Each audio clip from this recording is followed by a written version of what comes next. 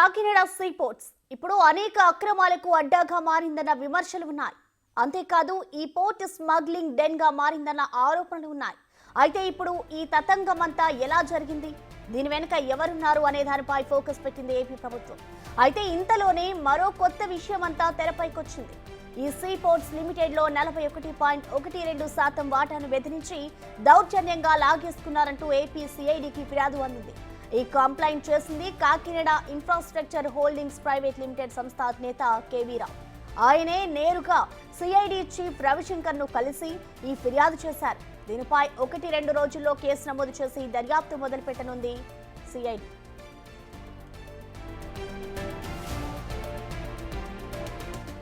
Kakinada sea ports limited లో అధిక వాటా Kakinada infrastructure holdings private limited కు ఉండేది.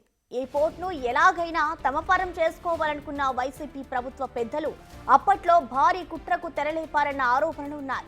ఆడిట్లు, కేసులు అంటూ ఆ సంస్థ అధినేత కేవీ రావుపై ముప్పేట దాడి చేయించారన్న ఆరోపణలు కూడా ఉన్నాయి. ఆ వేధింపులు, ఒత్తిళ్లు తట్టుకోలేక తప్పనిసరి పరిస్థితుల్లో కేవీ రావు పోర్టులో తమ సంస్థ వాటా 41.12% ఆరో ఇన్ఫ్రా ప్రైవేట్ లిమిటెడ్ కు అప్పగించేశారు. ఈ కంపెనీ అప్పటి సీఎం జగన్మోహన్ రెడ్డికి అత్యంత సన్నిహితుల కంపెనీ అనే ఆరోపణలు ఉన్నాయి. ఎంపీ విజయసాయిరెడ్డి అల్లుడిదే ఈ సంస్థ అని తెలుస్తోంది.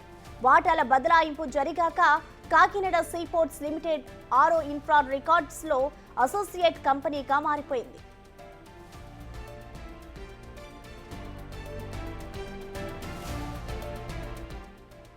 కాకినాడ సీ పోర్ట్స్ లిమిటెడ్ విలువ దాదాపు 4,068 కోట్లు.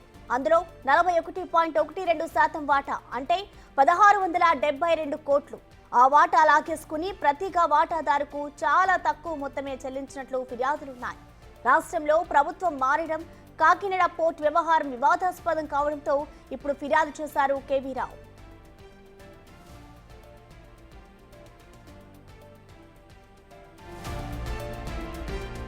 మంత్రి నాదెండ్ల మనోహర్ కూడా ఇలాంటి ఆరోపణలే చేశారు. కాకినాడ పోర్ట్ నుంచి జరుగుతున్న రేషన్ బియ్యం స్మగ్లింగ్ వెనుక భారీ నెట్వర్క్ పనిచేస్తుందన్నారు. కాకినాడ సీ పోర్ట్ లోకి అరవిందో రియాల్టీ ఏ విధంగా వచ్చింది? కాకినాడ ఎస్సీజెడ్ ను జిఎంఆర్ నుంచి ఎందుకు లాగేసుకున్నారు? కాకినాడ సీ పోర్ట్ ను బలవంతంగా లాక్కున్న అరవిందో రియాల్టీ సంస్థకు బాస్ ఎవరు? పనిగట్టుకుని కాకినాడకు చెడ్డ పేరు తెచ్చిందెవరు? కాకినాడ పోర్ట్ ను స్మగ్లింగ్ డెన్ గా మార్చిందెవరు అని మంత్రి ప్రశ్నలు సంధించారు. ఆంధ్రప్రదేశ్ తీరంలో ఏ పోర్టుకి లేని విధంగా కాకినాడ పోర్టులో రైస్ ఎగుమతి జరిగింది. ప్రత్యేకంగా వీళ్ళు ఎప్పుడైతే మెడ మీద కత్తి పెట్టి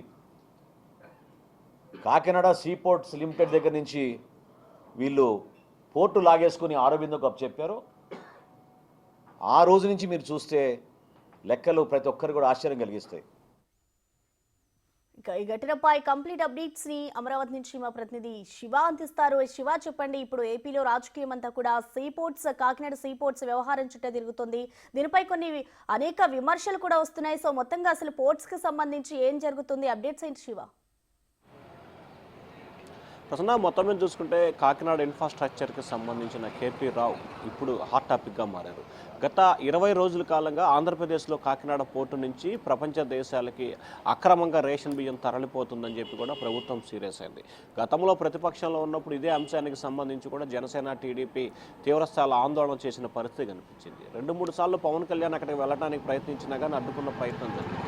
తాజాగా 4 రోజుల క్రితం పవన్ కళ్యాణ్ సీ పోర్టుకు వెళ్ళి అక్కడ ఏదైతే సీజ్ చేసిన బియ్యాన్ని, తదితర అంశాలను కూడా క్షేత్రస్థాయిలో పరిశీలించాడు. అయితే తాజాగా గత కొన్ని సంవత్సరాలుగా కాకినాడ పోర్టుకు సంబంధించి ఒక డెన్లా మార్చుకొని ఇష్టానుసారంగా వ్యవహరిస్తున్నారు. అక్కడ ఏం జరుగుతుంది ఏంటనేది ఎవరికి తెలియదు అనేది ప్రభుత్వం చెప్తున్న వాదన. తాజాగా 2 రోజుల క్రితం ప్రెస్ మీట్ పెట్టిన నాదెండ్ల మనోహర్ ఇదే అంశాన్ని చెప్పారు. అసలు కాకినాడ సీ పోర్టులో 41.12% కేపీ రావు వద్ద నుంచి ఎందుకు బలవంతంగా అరవిందోకి ట్రాన్స్ఫర్ అయింది? అసలు ఇక్కడ అరవిందోకి సంబంధం ఏంటి? అలాగే ఎస్సీజెడ్లకి సంబంధించి సంబంధించి జిఎంఆర్ నుంచి ఎందుకు బదలాయించారు? సో వీటన్నిటిని కూడా బయటికి వస్తే ఒక అద్భుత శక్తి దీని వెనక ఉంది. దీనిపై సమగ్రమైన విచారణ చేస్తే వాస్తవాలు బయటకు వస్తాయి. వీరు ఒక ప్రైవేట్ సామ్రాజ్యాన్ని అక్కడ తయారు చేసుకొని లక్షల మెట్రిక్ టన్నుల రేషన్ బియ్యాన్ని విదేశాలకు అక్రమంగా తరలిస్తున్నారని చెప్పి మంత్రి నాదెండ్ల మనోహర్ చెప్పడానికి 24 గంటల గడవక ముందే వెంటనే కేపీ రావు అనే వ్యక్తి, కాకినాడ ఇన్ఫ్రాస్ట్రక్చర్ లిమిటెడ్కి సంబంధించిన వ్యక్తి, తన బెదిరించి భయభ్రాంతులకు గురి చేసి తనపై అనేక రకాలుగా ఇబ్బందులు పాల్చేసి తనని తన కుటుంబ సభ్యుల్ని హింసించడంతో పాటు అనేక రకాలుగా ప్రలోభాలకు ఇబ్బందులు పెట్టారు. దీనివల్లనే తనకు సంబంధించిన దాదాపుగా 1700 కోట్ల రూపాయలు విలువ చేసి, అంటే 1672 కోట్ల రూపాయలు విలువ చేసే కాకినాడ సీ పోర్ట్లో 41.12% వాటాని వారికి బదలాయించాను.